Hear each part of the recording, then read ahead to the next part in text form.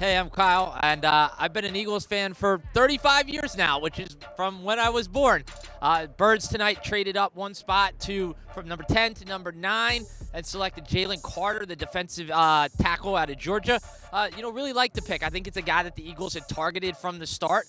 They lost a lot of starters on defense off that Super Bowl team, so they certainly needed to replenish there. And I think they needed a guy inside. They needed a defensive guy, not only who could help them stop the run, which at times was a weak point, but also they needed a guy interior who could rush the passer and put pressure on the quarterback.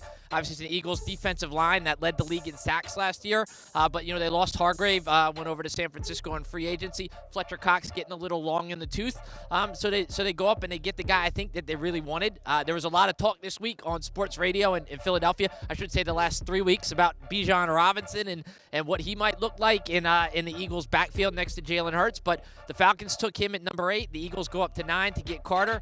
And I think it's a good pick. He's a guy who's going to help him. I know there were some questions there about his character, some of the red flags there. He was involved in the car accident, pre-draft, where a couple of his teammates, unfortunately, passed away.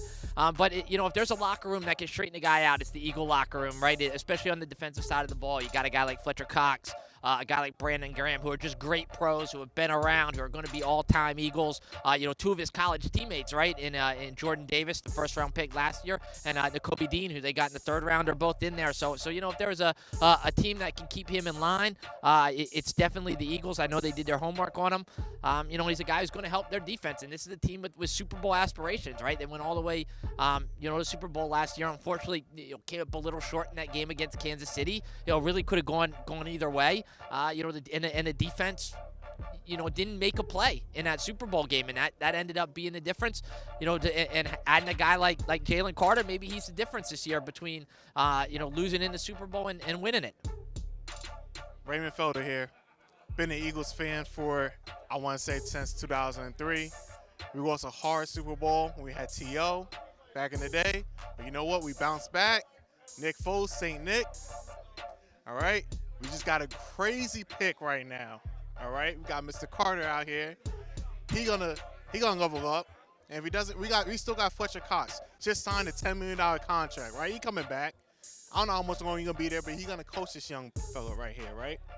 And we're gonna go to the Super Bowl. That's what we're gonna do. And we're gonna win this time. This ain't no one stopping us. Cause we fly high.